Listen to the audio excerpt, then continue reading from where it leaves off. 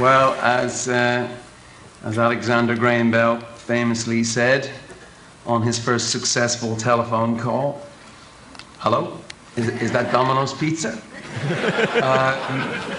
I just really want to thank you very much. As another famous man, Jerry Garcia, said, what a strange, long trip. He should have said, what a strange, long trip it's about to become. At this very moment, you are viewing my upper half. My lower half is appearing at a different conference in a different country. You can't, turns out, be in two places at once. But still, I'm sorry I can't be with you in person. I'll explain at another time. And though I'm a rock star, I just want to assure you that none of my wishes will include a hot tub. But what really turns me on about technology is not just the ability to get more songs on MP3 players.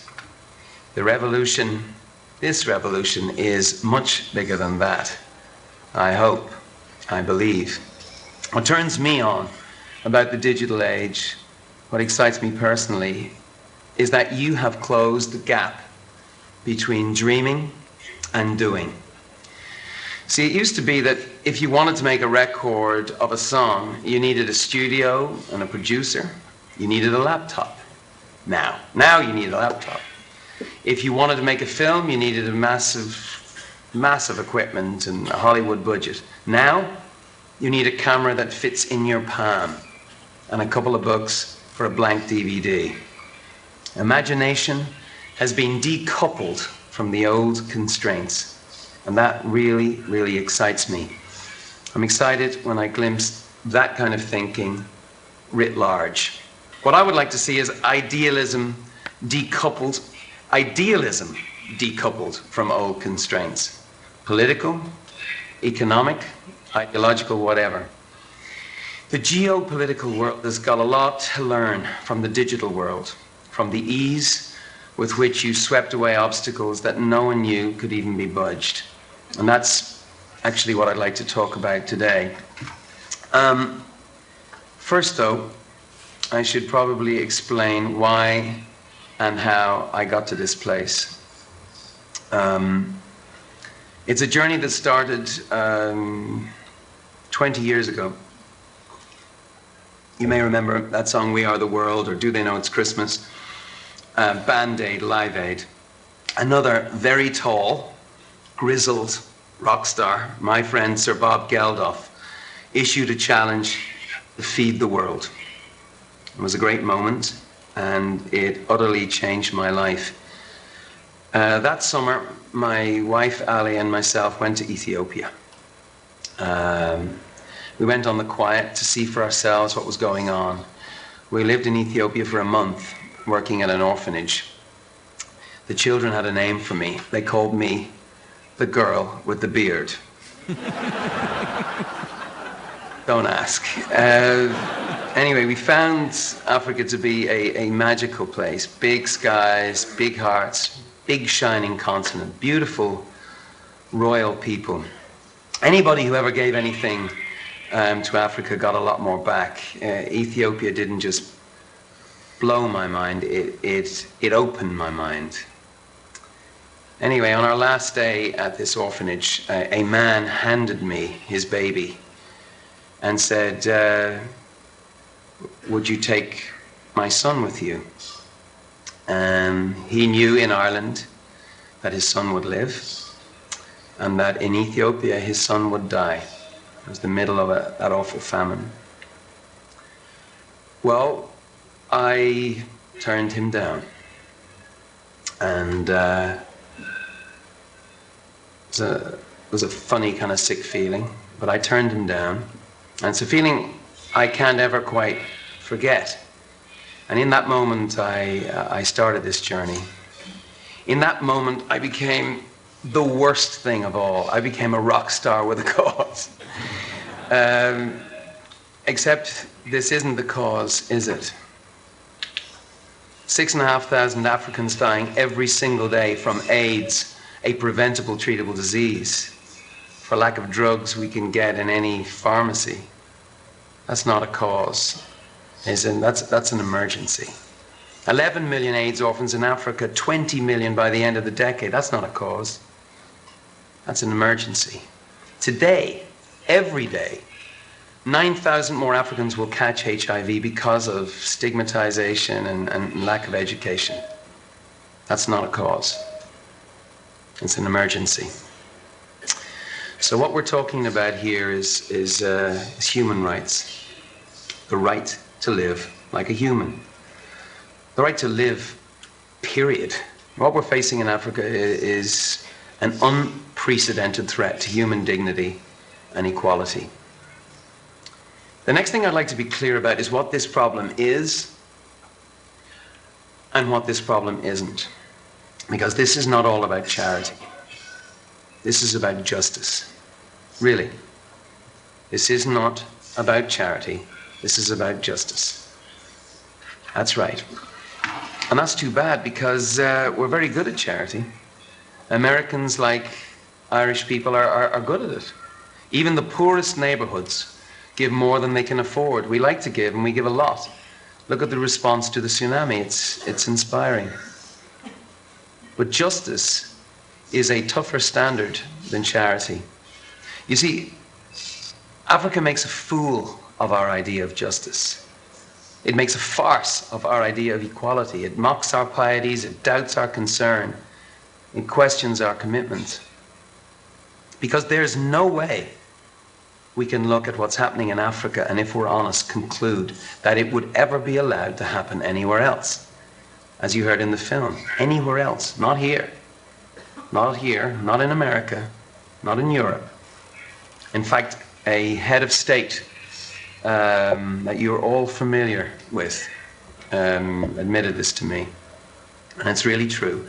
There is no chance this kind of hemorrhaging of human life would be accepted anywhere else other than Africa.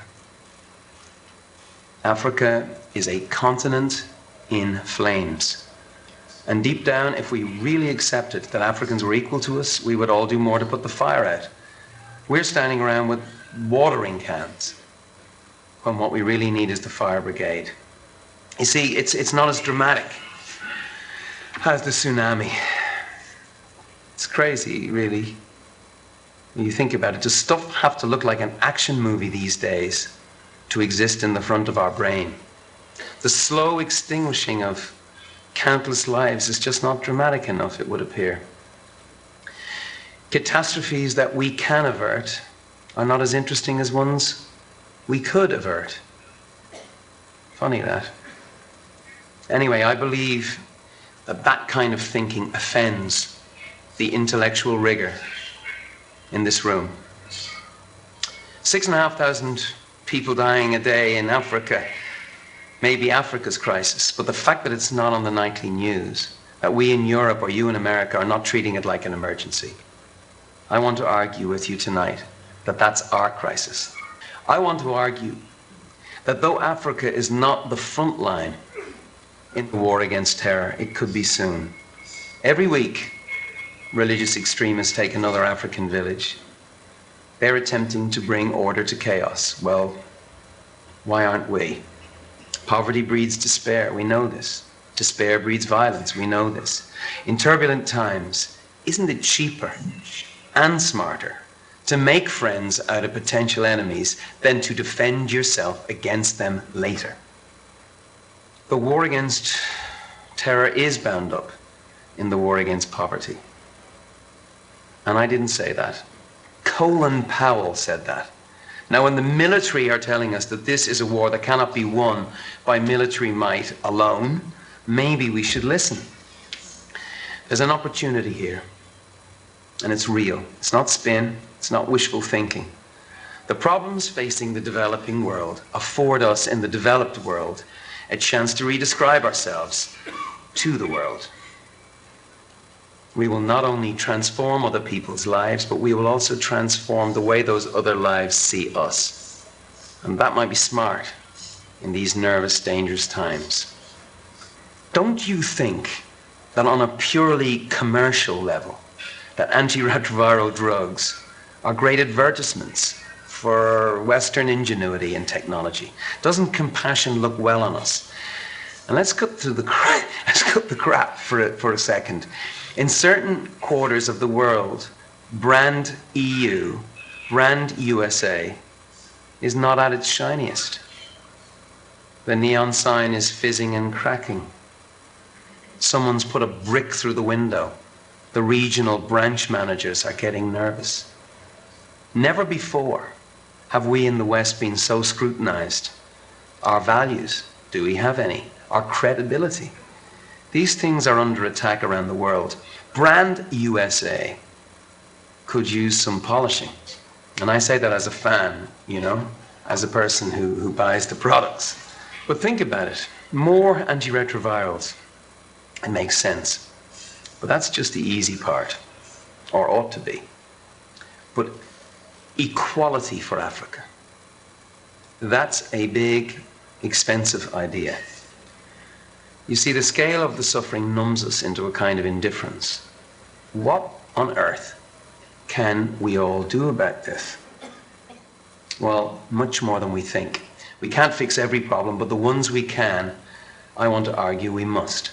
And because we can, we must. This is the straight truth, the righteous truth. It is not a theory. The fact is that ours is the first generation that can look disease and extreme poverty in the eye, look across the ocean to Africa, and say this and mean it. We do not have to stand for this. A whole continent written off. We do not have to stand for this. So,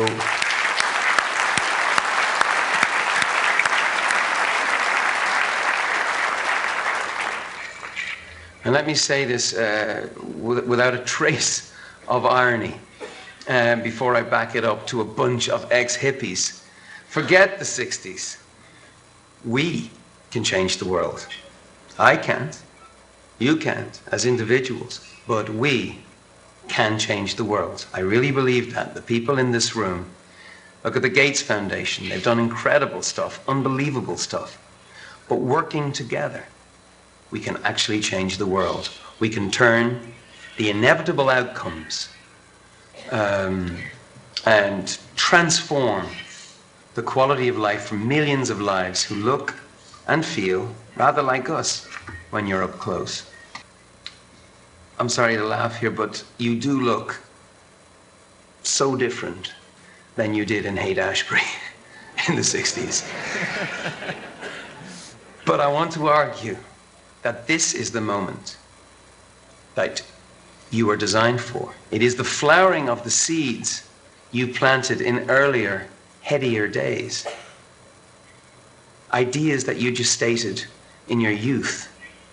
This is what excites me. This room was born for this moment, is really what I want to say to you tonight. Most of you started out wanting to change the world, didn't you?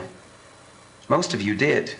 The digital world. Well, now, largely because of you, it is possible to change the physical world. It's a fact. Economists confirm it. And they know much more than I do. So why then are we not pumping our fists into the air? Probably because when we admit we can do something about it, we've got to do something about it. It is a pain in the arse. This equality business is actually a pain in the arse. But for the first time in history, we have the technology, we have the know-how, we have the cash, we have the life-saving drugs. Do we have the will? I hope this is obvious, but I'm not a hippie, and I'm not really one for the warm, fuzzy feeling. I do not have flowers in my hair. Actually, I come from punk rock. The Clash wore big army boots, not sandals. But I know toughness when I see it. And for all the talk of peace and love on the West Coast, there was muscle to the movement that started out here. You see, idealism detached from action is just a dream. But idealism allied with pragmatism, with rolling up your sleeves and making the world bend a bit, is very exciting. It's very real, it's very strong, and it's very present in a crowd like you. Last year, Data, this organization I helped set up, we launched a campaign to summon this spirit in the fight against AIDS and extreme poverty. We're calling it the One Campaign.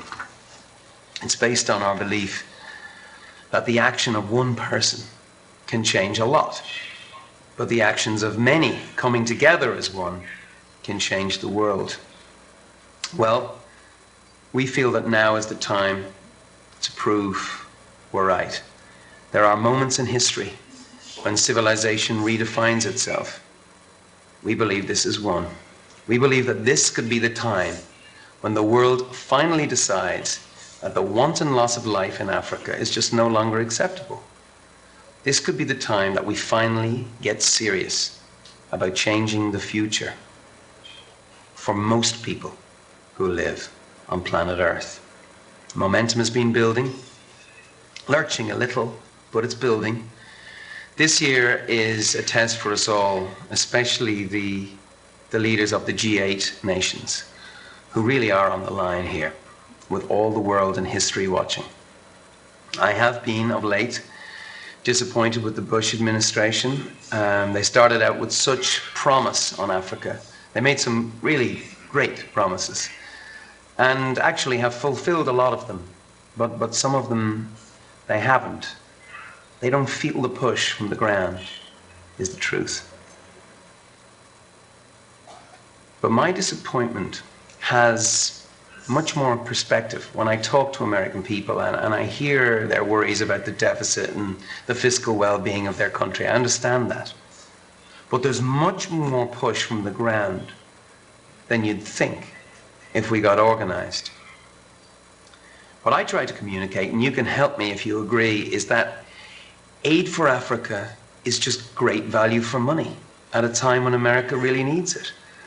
Putting it in the crassest possible terms, the investment reaps huge returns, not only in lives saved, but in goodwill, stability, and security that we'll gain.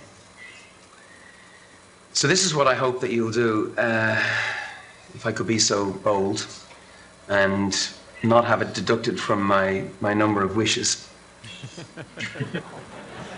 What I hope is that beyond individual merciful acts, that you will tell the politicians to do right by Africa, by America, and by the world. Give them permission, if you like, to spend their political capital and your financial capital, your national purse, on saving the lives of millions of people. That's really what I would like you to do. Because we also need your intellectual capital, your ideas, your skills, your ingenuity. And you at this conference are in a unique position. Some of the technologies we've been talking about, you invented them, or at least revolutionized the way that they're used. Together, you have changed the zeitgeist from analog to digital and pushed the boundaries. And we'd like you to give us that energy. Give us that kind of dreaming, that kind of doing. As I say, there's two things on the line here. There's the continent, Africa. But there's also our sense of ourselves. People are starting to figure this out. Movements are springing up. Artists, politicians, pop stars, priests, CEOs, NGOs, mothers' unions, student unions. A lot of people are getting together and working under this umbrella I told you about earlier, the One Campaign. I think they just have one idea in their mind, which is where you live in the world should not determine whether you live in the world. History, like God, is watching what we do. When the history books get written, I think our age will be remembered for three things. Really, it's just three things. this whole age will be remembered for. The digital revolution, yes. The war against terror, yes. And what we did or did not do to put out the fires in Africa. Some say we can't afford to. I say we can't afford not to. Thank you. Thank you very much.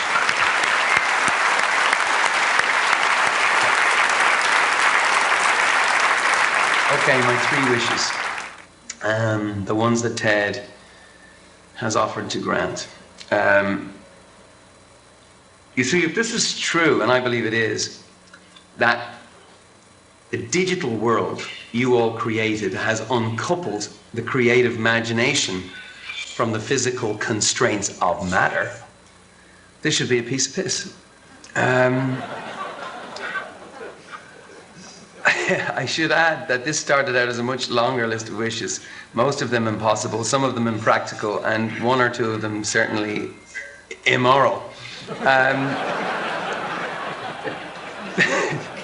This business gets to be addictive, you know what I mean, when somebody else is picking up the tab. Anyway, here's number 1. I wish for you to help build a social movement of more than 1 million American activists for Africa. That is my first wish. I believe it's possible. A few minutes ago I talked about all the citizen campaigns that are springing up. There's lots out there, and with this one campaign as our umbrella, my organization, Data, and other groups have been tapping into the energy and the enthusiasm that's out there from Hollywood into the heartland of America. We know there's more than enough energy to power this movement. We just need your help in making it happen. We want to all of you here, Church America, Corporate America, Microsoft America, Apple America, Coke America, Pepsi America, Nerd America, Noisy America. We can't afford to be cool and sit this one out. I do believe if we build a movement that's 1 million Americans strong, we're not going to be denied. We will have the ear of Congress. Will be the first page in Condi Rice's briefing book, and right into the Oval Office. If there's 1 million Americans, and I really know this, who are ready to make phone calls, who are ready to be on email, I am absolutely sure that we can actually change the course of history for literally for the continent of Africa. Anyway, so I'd like your help in getting that signed up. I know John Cage and Sun Microsystems are already on board for this, but there's lots of you we'd like to talk to.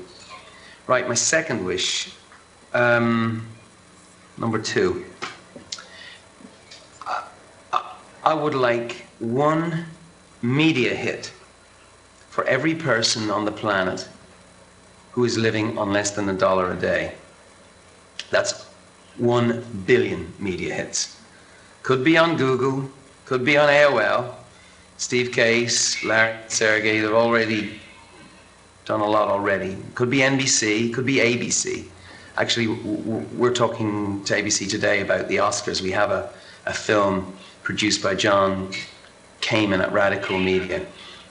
But we need some airtime for our ideas. We need to get the math. We need to get the statistics out to the American people. I really believe that old Truman line that if you give the American people the facts, they'll do the right thing. And the other thing that's important is this is not Sally Struthers. This has to be described as an adventure, not a burden.